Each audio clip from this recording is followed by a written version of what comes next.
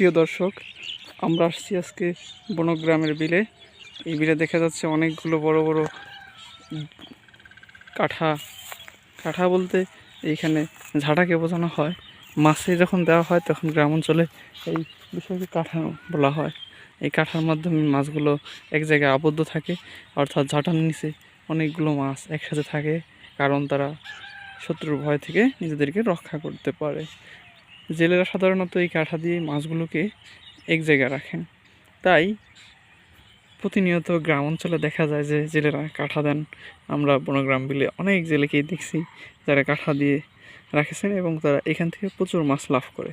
তো যারা ভাইরা আমার জেলে ভাইরা আছেন তারা অবশ্যই নিজেদের নিকটস্থ এলাকায় কাঠা দিতে ভুলবেন না।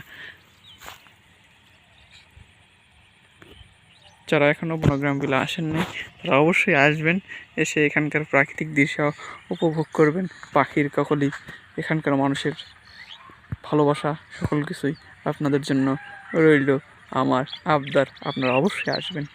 আসসালামু আলাইকুম।